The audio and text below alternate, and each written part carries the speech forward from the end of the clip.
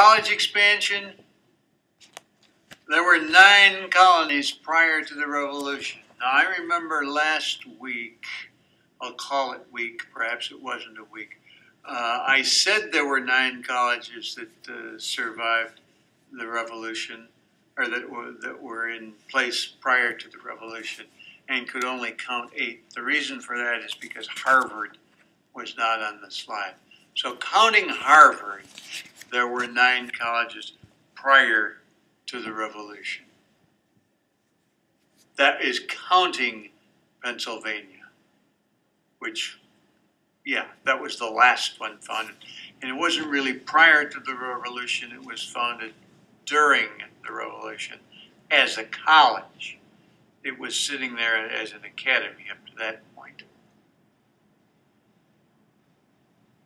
Moving on, there were 182 colleges prior to the Civil War. 161 of them were denominational. That means they were affiliated with one religious organization or another. 21 of them were state and or secular private institutions. And there was a study by a fellow named Tewksbury, must have been part of a dissertation, a study of institutional mortality prior to the Civil War. Probably morality would have made a better study. He found 412 defunct institutions in the 16 states that he studied, and postulated, that's a big word for guessed, an additional 309. Where he got that number is completely beyond me. For the remaining 18, must have used some kind of formula. If there's 412 and 16, then there must be 18 and 309. You mathematicians, let me know if that works out. Doesn't look like it should. Okay. In other words, 700 and some, 723, or 21 looks like, institutions opened and failed before the Civil War. What am I trying to say? There were a whole lot of colleges founded in this country. Way more than they seem to need in Europe.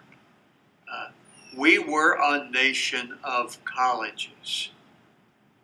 And because we had been founded on the graduates of Cambridge and Oxford, we followed the English model.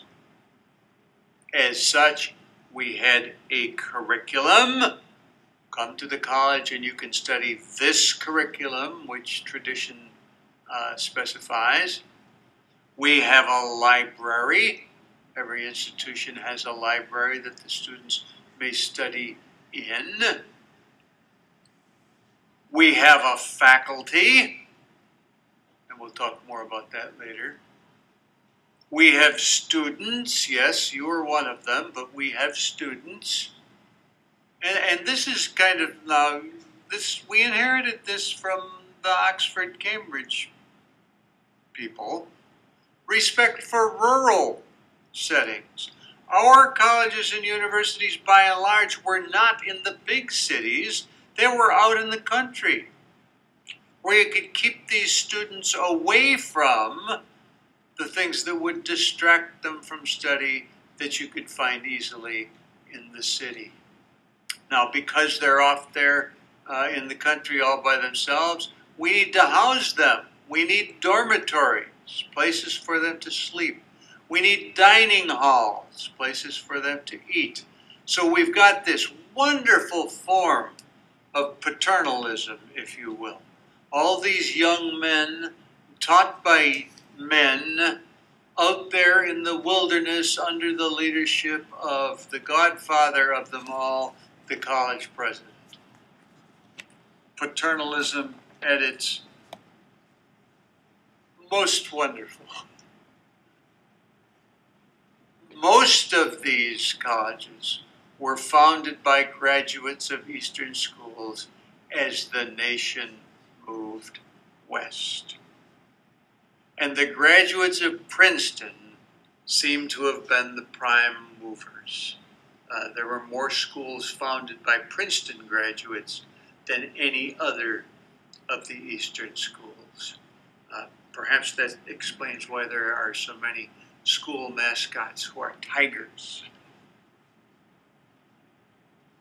Henry Tappan became president of the University of Michigan. He also was one of the elitists of the community college movement. We'll talk about him later on. Henry Tappan is supposed to have said, "We have multiplied colleges so as to place them at every man's door."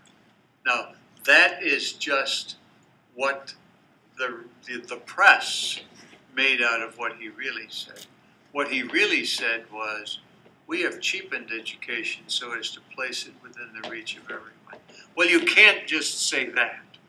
And so they cleaned it up a little bit. And so it looks like Henry is a big fan of the colleges. He is not. He is anti-American college and university. And we're going to hear about a lot of these folks in the weeks to come. He is a German research university advocate. And so beware, he's going to have his way somewhat in the years to come.